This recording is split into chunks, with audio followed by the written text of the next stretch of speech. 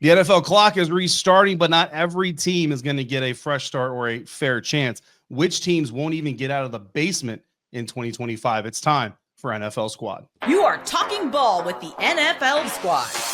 From the Chiefs to the Bills, Falcons to the 49ers, and everyone else around the NFL, it's the local experts of the Locked On Podcast Network bringing you scoops, breakdowns, and the most comprehensive preview of the upcoming weekend for hard-hitting football with our harder-hitting takes.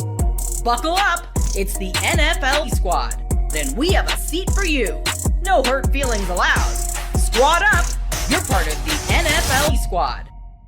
And welcome to this week's NFL Squad episode. Sit back, grab your favorite drink, and join us as we get ready for all of the stuff that's going on with the NFL offseason. Never a dull day when you're covering the National Football League. We are all part of the Locked On Podcast Network, your team every day, and we have got quite a group of people. Cody Rourke of Locked On Broncos, along with Sarah Bettinger, also of Locked On Broncos. So we're getting a double dose of Broncos here. Patricia Traina from Locked On Giants, Aaron Freeman, Locked On Falcons, Mike Debate, Locked On Patriots, Keith Sanchez, Locked On NFL Draft. You know you need some Locked On NFL Draft when it's the offseason. You need it all year round, but especially during the offseason. Peter Bukowski, Locked On Packers, Big Sarge from Locked On Texans, Kevin Ostreicher from Locked On Not Going to Win the MVP. We are going to start off today's episode. Thank you all for joining us, of course. And we're going to talk about team. We're going to get a little negative here, folks. We're going to start by talking about teams that just have no chance in 2025, right? We talk about it every year. Every team is 0-0. Everybody's tied for first place, but there's just some teams out there that just don't have a chance for one reason or another. And I actually want to start with Keith. I want to start with Locked On NFL Draft, because a lot of draft talk also centers around team building and how well teams draft and how well teams build these things. There's a lot of options here, man. I mean, you know the league as well, but like Jets, Pats, Browns, Jags, Titans, Raiders, Giants, Patricia, Cowboys, Saints, Bears, Cardinals, 49ers, maybe? Which team has zero chance of rebounding in 2025? Yeah, I look at the teams that need quarterbacks that are right outside of the quarterback range, right? So if you're picking outside of the top 3 or 4, you're probably in trouble. So I look probably at the Raiders. I think the Raiders have no shot as currently constructed right now because they're outside of that top, 3 to 5 range, right? They need quarterback help. There's a lot of holes on this team, period. So that's one team. I see the Broncos cheering over there. So AFC West, that's one less opponent that you have to worry about. I look at the Raiders as a team that I view doesn't have a shot as now currently constructed. Yeah, Sarah, I mean, look, you're very happy to hear Keith talk about the Raiders having no shot here, but give us another team. Give us another team on the list or on your own list that you just don't think has what it takes, whether it's from a capital standpoint or a management standpoint, to dig themselves out of the basement. Yeah, first of all, I love that pick from Keith. Obviously, when I flush the toilet, it sounds like it's saying Raiders, so I absolutely love that.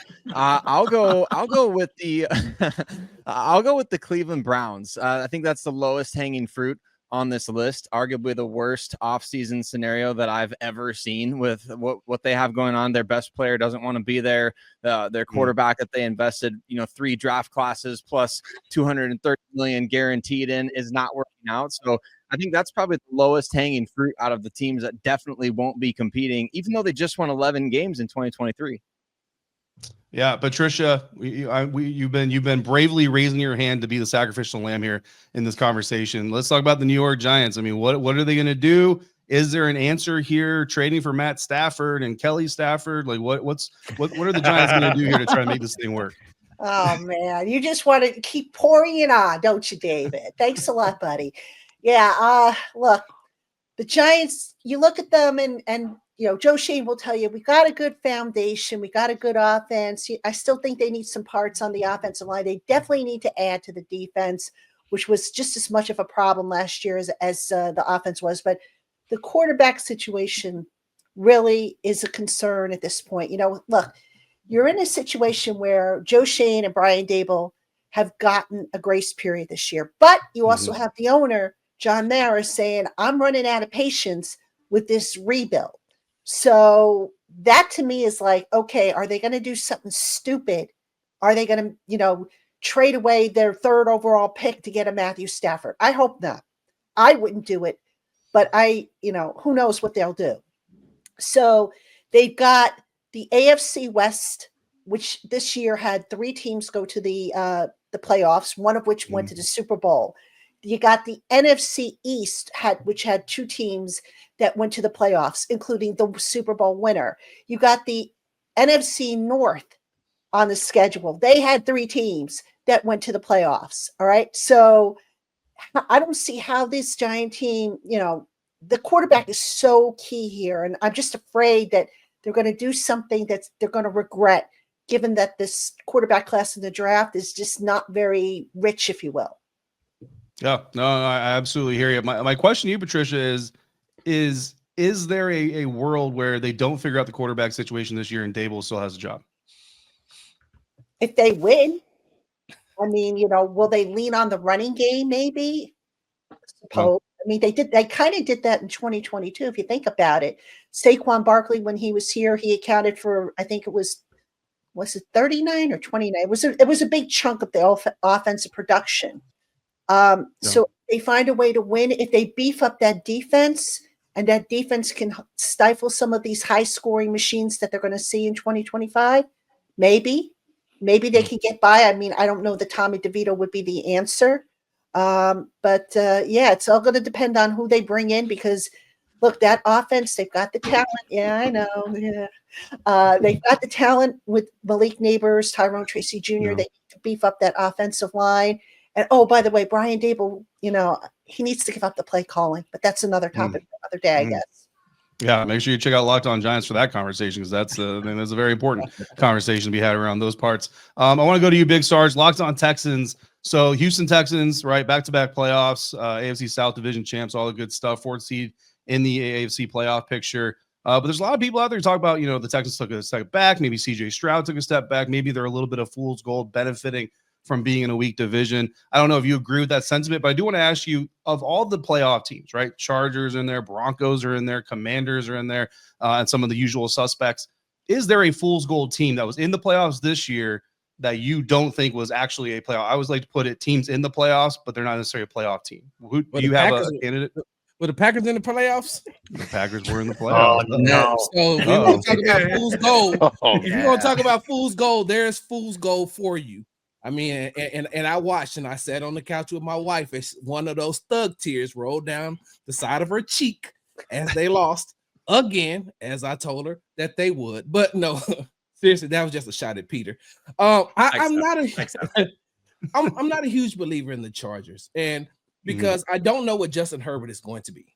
Like, 1 week he's the GOAT, he's going to replace Tom Brady, and then the next week you're looking and you're saying to yourself, like, when was he drafted again? I mean, I think that, even with the Harbaugh situation, with everything that they have going on over there, they have a very good short wide receiver who, overachieves a lot, but that's all they really have on the offensive side of the ball. And so I'm not a firm or a big believer in the Chargers. I think that they are fool's gold, because which Justin Herbert are you going to get week to week? Because I'm going to be honest with you. When I was watching them against the Texans in the playoffs, I'm saying to myself, guy, you're not who everybody says that you are. And, if I'm not mistaken, if we go back and we look at some of his stats this year, I don't think he had the best statistical year, if I'm not mistaken. Maybe, Peter loves to correct me, so he'll have that stat pretty soon. But I just don't believe in the Chargers at all. Yeah, I mean, look, you're pulling a page right out of Locked On NFL. Tony Wiggins and I had a lot of conversations during the season on Locked On NFL about whether the Chargers were for real or not. And of course, if I get my way, I will be in Brazil for week 1 to let you know right off the bat if they're for real or not. Of course, the Washington Commanders, team that I cover in 2024, early 2024, probably would have been on this list for a lot of people. But a really good offseason, a really good NFL draft. Turn things around for them. Who are some of our panel's favorite draft picks coming up in this April's selection committee? We're going to start off Keith Sanchez, the best pound-for-pound player right now, mid-February to him, coming up next on this NFL Squad episode, part of the Locked On Podcast Network, your team every day. Today's episode is brought to you in part by TurboTax. This message is from our sponsor, Intuit TurboTax. Taxes used to be waiting and wondering and worrying if you were ever going to get any money back, and then waiting, wondering, and worrying some more. Now, Taxes is matching with TurboTax experts who can do your taxes as soon as today. An expert who gives your taxes their undivided attention as they work on your return while you get real-time updates on their progress so you can focus on your day. An expert who will find every deduction possible and file every form, every investment, everything with 100% accuracy, all so you can get the most money back guaranteed. No waiting, no wondering, no worries. Now, this is taxes. So get an expert now on TurboTax.com. Only available with TurboTax Live full service. Real-time updates only in the iOS mobile app. See guarantee details at TurboTax.com/guarantees.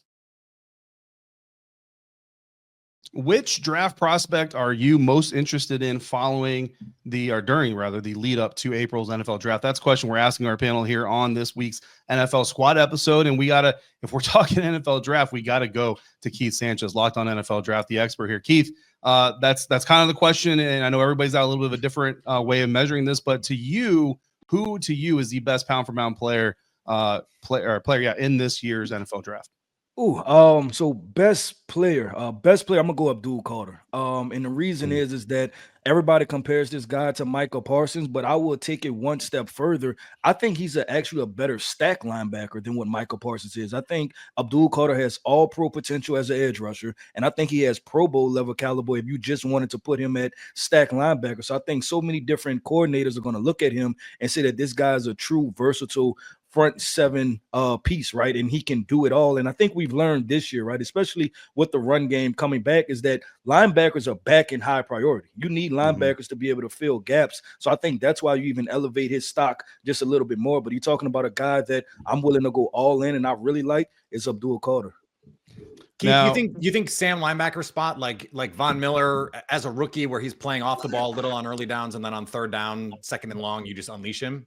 Yeah, I think he can. And just watching the film, like I said, from an instincts perspective, I don't think he get lost in the box, right? And there's a lot of guys that we like to try to slide at the linebacker position. They wind up staying at that 4 to 5 yard depth and they never attack the line of scrimmage. Abdul Carter is a guy that understands how to read blocks, keys and diagnoses and plays downhill. So I think he definitely can do that. I don't think moving him either way is a loss for your defense. I think he plays well on the second level. Yeah. Now, looking at this panel now, obviously quarterbacks are always going to be a big topic of conversation going into the NFL draft. This year's class is getting a lot of conversation about how little potentially talent there is, even though I'm seeing some mock drafts now. Still got 2 quarterbacks going in the top 10, things like that. Patricia, we're going to come to you because you're the only person sitting here that needs to cover a better quarterback than you did last year. But I do want to go to you, Aaron Freeman.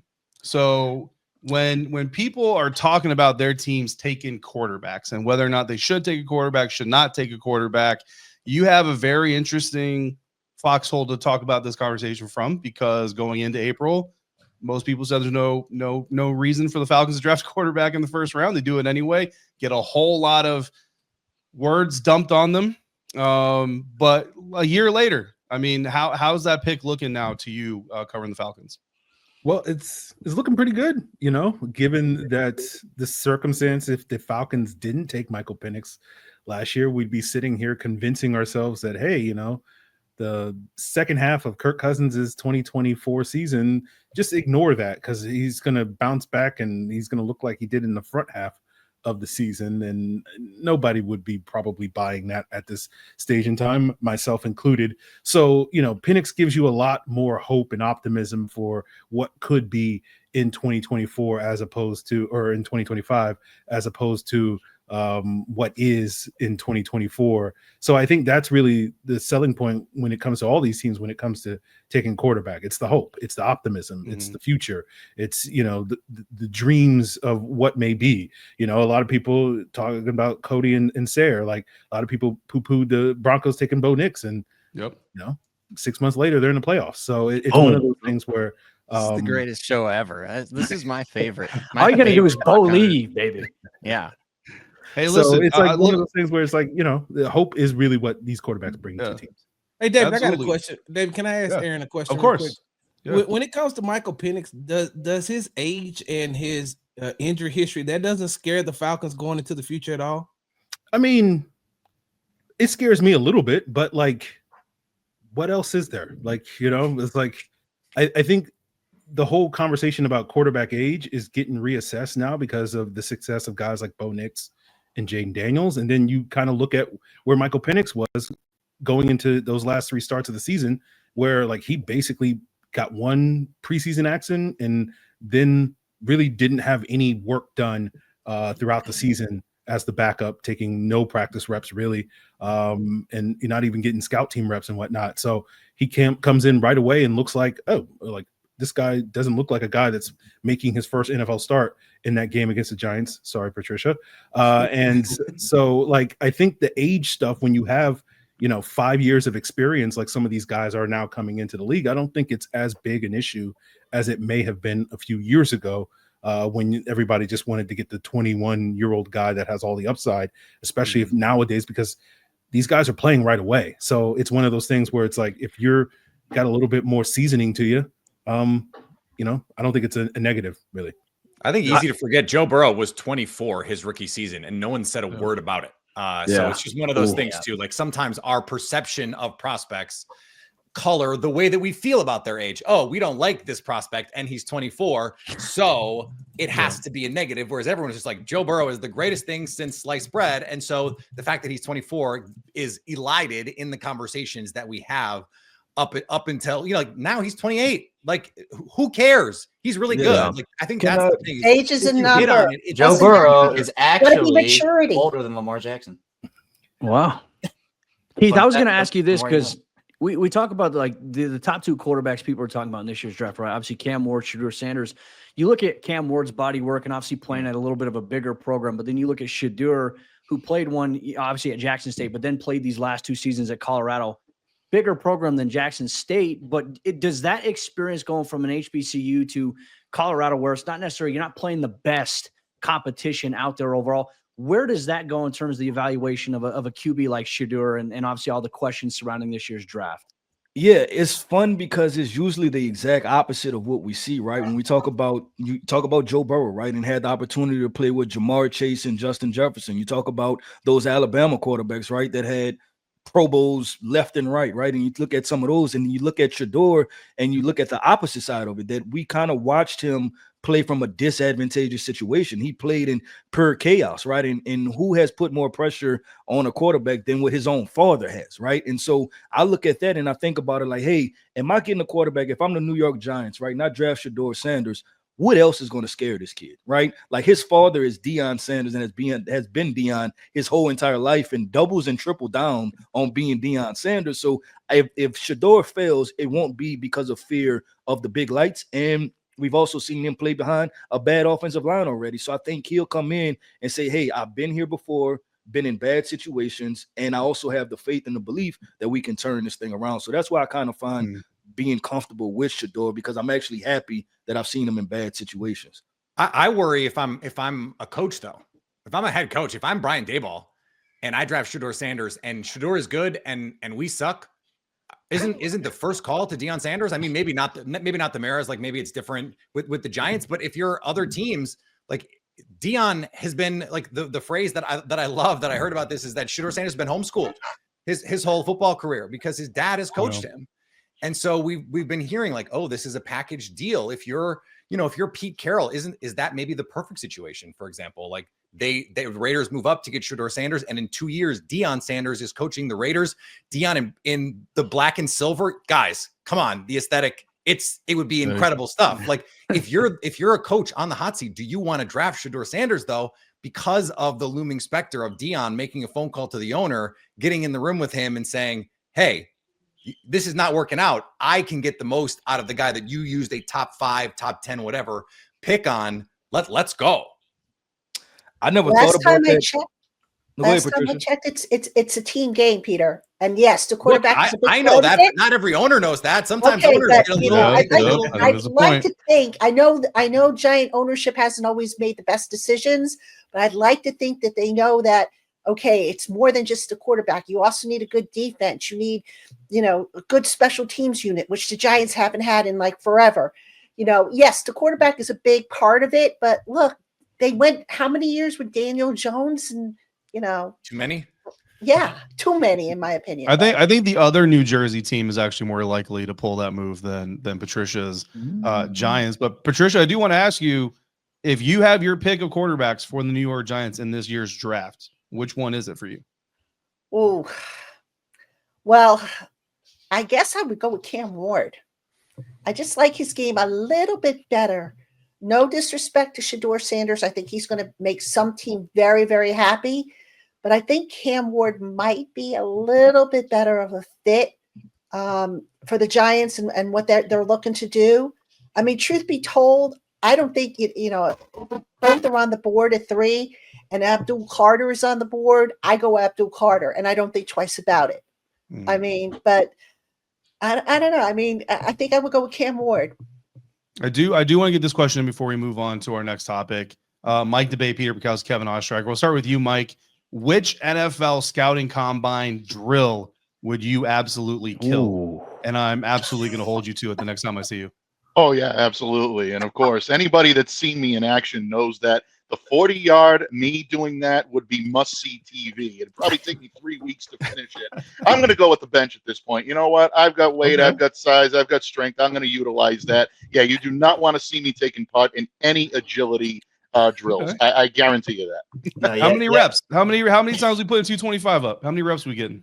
Oh, I don't know. You know what? Let me guess 8 or 9 at this point.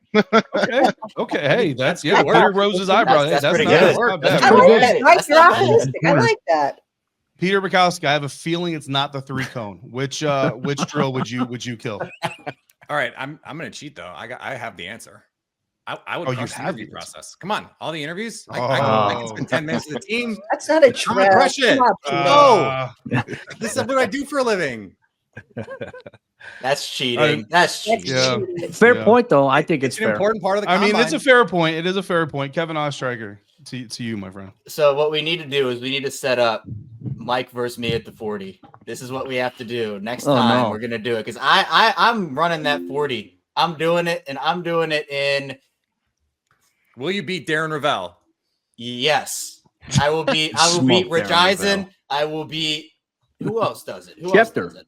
Schefter does it. I'll beat Schefter. Mm. I'll do it in 5-5 at least, if not 5.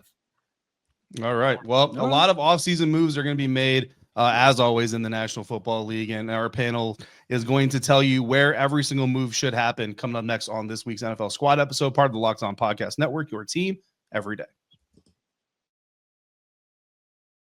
Today's episode is brought to you in part by FanDuel. When the games tip off, the NBA action is just getting started, and there's no better place to get in on it than FanDuel, America's #1 sportsbook. With FanDuel, you can place live bets throughout the game, so even if you miss the opening tip-off or you want to bet on the fourth quarter comeback, you can stay in the action. If you're looking for a bigger payout, you can even combine your live bets into a same-game parlay easily. My favorite thing about FanDuel same-game parlays. I love using FanDuel's live betting feature because it keeps every moment of the game exciting, whether I'm backing my favorite team or looking for a late-game rally or picking a player to hit a clutch 3. I never feel like I'm missing any of the action. Plus, the app is easy to use, and when you win, you can get paid instantly. Right now, new FanDuel customers, you can get $150 in bonus bets if your first $5 bet wins. Just visit FanDuel.com to join today. That's FanDuel.com for your shot at $150 in bonus bets. Make every moment more with FanDuel, an official sports betting partner of the NBA.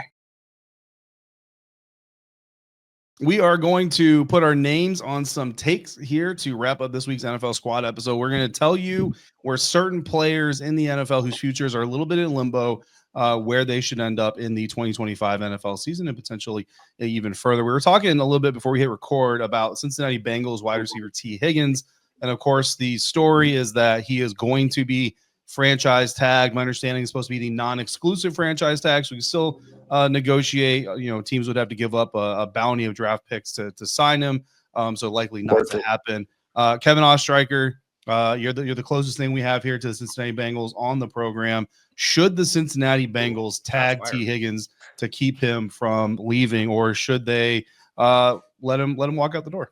They should not let him walk out the door. That is the first thing I will say. They absolutely should not do that. I mean, if it has to be the franchise tag, then I guess it has to be the franchise tag. But I just don't know what the future would hold for T if that were the case. I mean, would T play on it this year is the question, because with the Bengals, obviously there are questions about if they're going to pay some of their other guys. I know there are reports now coming out that Jamar Chase could get a $40 million plus per year payday, which he deserves. The Trey Hendrickson situation, Joe Burrow has been very clear that the Bengals cannot let these guys leave because, look, Joe Burrow's a great quarterback. I've seen that firsthand covering this Ravens team, but he cannot do it by himself. And part of what makes this Bengals team so good is the fact that if you throw everything at Jamar Chase, well, you still got to worry about T. Higgins on the other side of things. And we've seen what, because T has been injured a little bit over the course of his career. When T's not in there, it takes the Bengals offense a couple gears down. So I think that the Bengals should pony up the money for T. I think they should find a way. I know that you can't keep everybody, but I think with the way Joe Burrow has become very vocal with Trey Hendrickson, with T. Higgins, with keeping his guys there,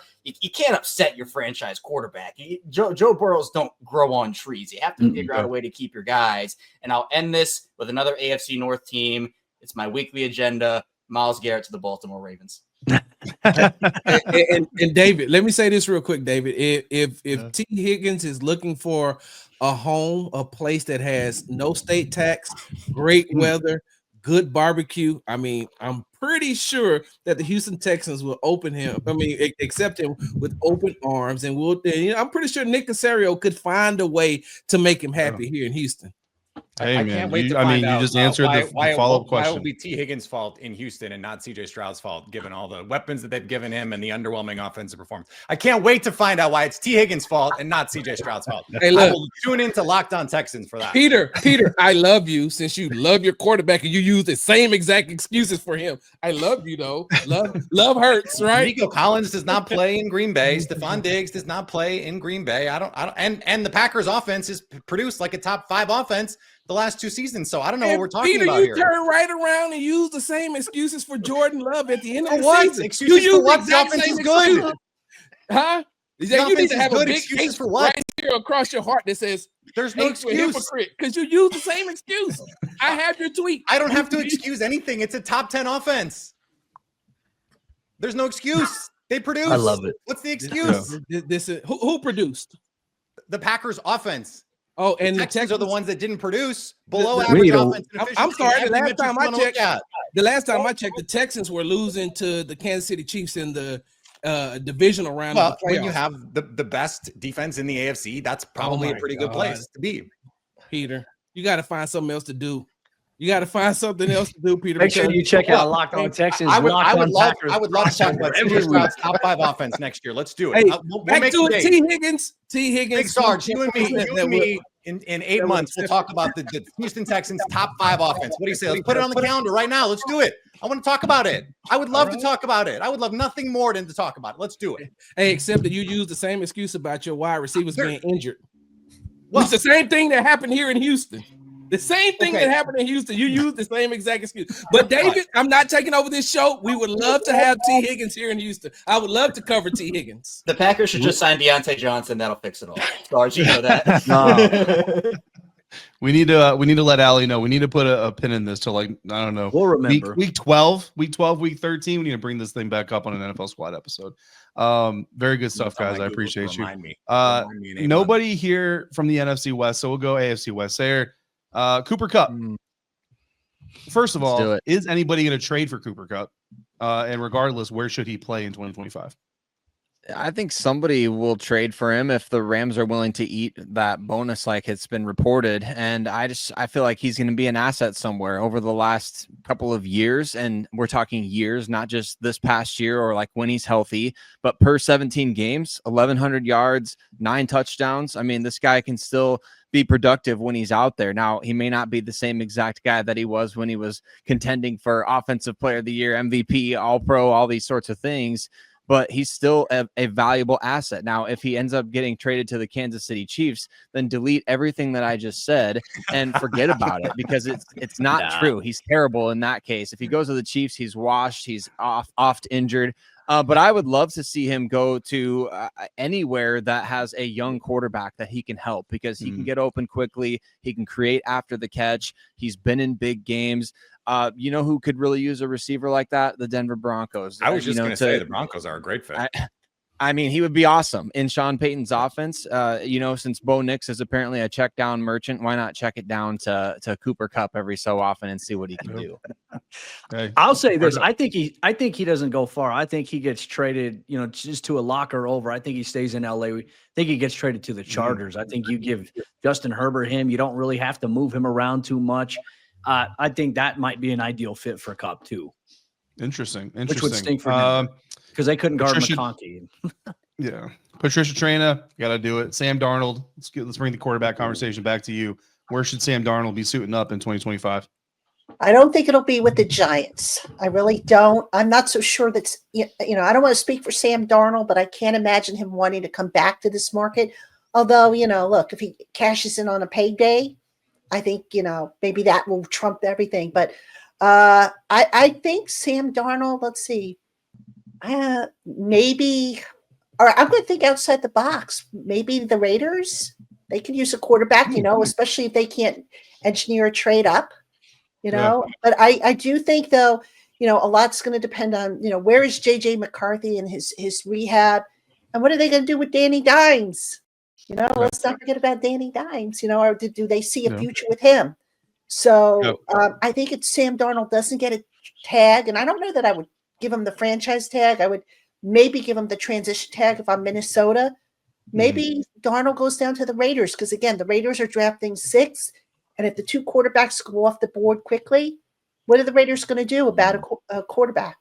Is Tom Brady's first quarterback movement piece in Las Vegas going to be to sign Sam Darnold to $40 million a year? That just seems pretty far-fetched to me. That would be a to your point. It's hard. Like as you were trying to vamp to try and think of something, I'm racking my brain going, I really don't know where makes sense. Who's going to give him $40 million? Like, it's easy to say teams get desperate. Mark Davis would. But let it be the Raiders. I really don't know. I really don't. The one that I kind of like is if they can trade Matt Stafford for stuff, like good stuff. Ooh. Sean McVay saying, I'll take Sam Darnold, and I think I can win with him. And now I'm set up for 5 years instead of 1, maybe 2. That is the one that I'm kind of keeping my eye on. Like, especially now that we're getting the reports of like, we want to keep him, but first round pick.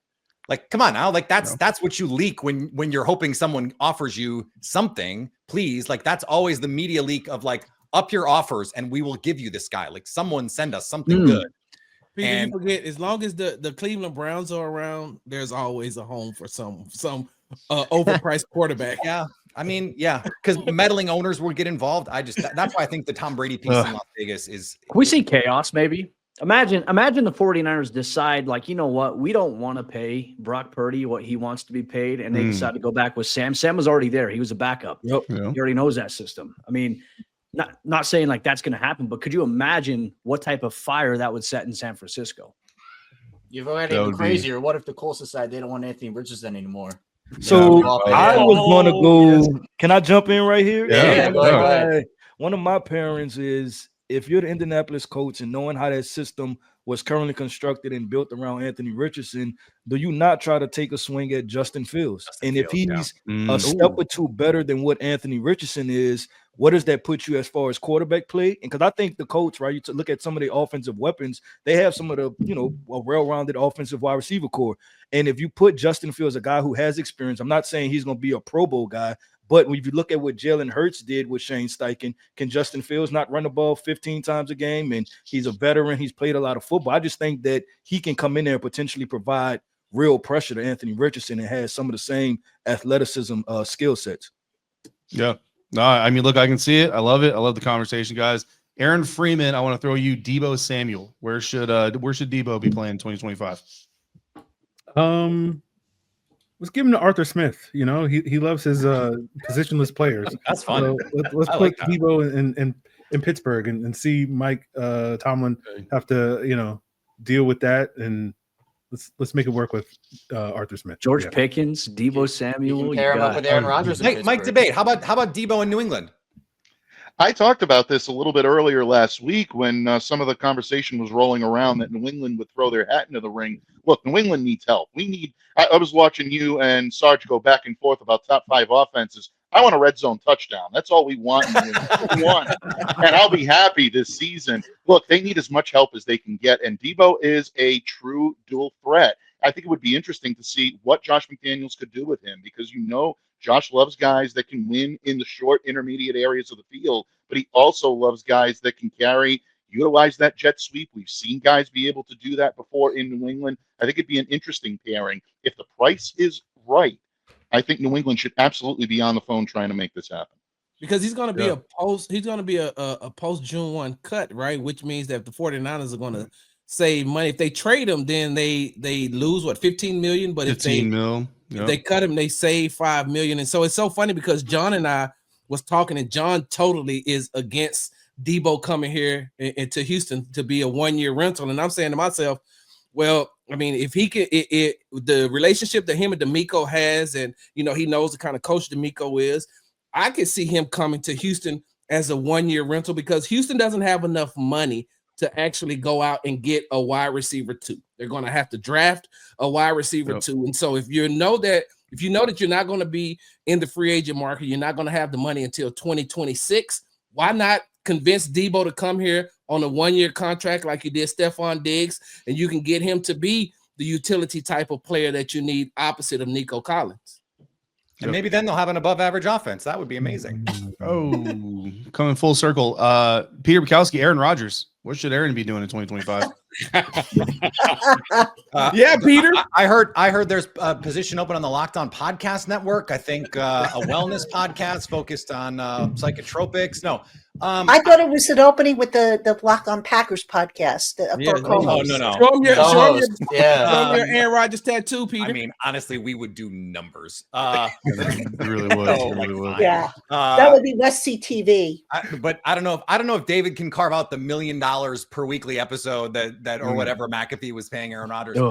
But look, I think the answer for Aaron is Pittsburgh, and you bring Devontae Adams with. And now you've got, Devontae Adams, George Pickens. Now George Pickens and Aaron Rodgers would get in a fist fight by week 4, but that would be part of the appeal. That would be part of the fun. Mike Tomlin can manage these sorts of situations. I think that's the only place he can go where he has any shot to win. And so he has to, I think, have his tail between his legs a little bit in a situation like that and say, look, Mike Tomlin, fix me. I give myself over to you. And then see if they can make that work. I think that's the only place that makes sense. Do you want to go to Las Vegas with no one? Do you want to go to Tennessee with no one? I would love that for Tyler Rowland because the content would be immaculate, but I don't think that makes sense for Aaron Rodgers. And I don't know that apparently the Minnesota Viking things is not going to happen. Again, I would love it for the content standpoint. Luke Braun, God bless. Oh my God. But I think the Steelers it's really, to me, if I were advising Rodgers, I would say it's Pittsburgh or you retire. That's the only thing that makes sense. Tomlin couldn't fix Russell Wilson. How do you think he's going to fix Aaron Rodgers? Look, I didn't think it was going to work. I just think that's the best shot you have at making it work. Yeah. Keith Sanchez, I want to wrap it up with you, brother. Next time we do an NFL squad episode, we will be in the midst of the NFL scouting combine. What is whatever it is that you at the top of your head, what are you most looking forward to next week in Indianapolis? Has to be Travis Hunter, right? What does he run? What is the conversation around him? I know they say he's going to do corner, right? But I have to think, especially with Dion guiding this situation, right, that there's going to be some non-traditional things going on with this. And I just want to know, what does he weigh? What is his actual height? Will people start to have the conversation? And I thought about it from this perspective, is that I think it's really cool that he plays 2 positions, right? And if you're a GM, you look at it and you say, okay, cool. If I draft this guy, I have a starting corner and I have a starting wide receiver. But we know that the NFL being 18 weeks, 17 games plus playoffs, the thing is this, that if he gets injured, you not only have an injured wide receiver, you have an injured corner, right? And I think GMs start to look at it from that perspective, that, yeah, it's cool, but I could lose 2 positions in 1 injury, and then how do they value that? So I think just the intrigue around Travis Hunter and see what he does, I think it's going to be very exciting and very fun. Yeah, absolutely. It's going to be a lot of fun. Like you said, the offseason is always a lot of fun, and we've got plenty more coming up to talk about this offseason. So we will be doing this every single week on NFL Squad. So make sure you come back for that. In the meantime, make sure you check out all of us, especially Bills fans. Even when there's no Joe, there's still a show. Make sure you're coming back here and checking out all of these amazing hosts and everything that they're doing for the Locked On Podcast Network. And we will be back here again next week. NFL Squad, part of the Locked On Podcast Network, your team every day.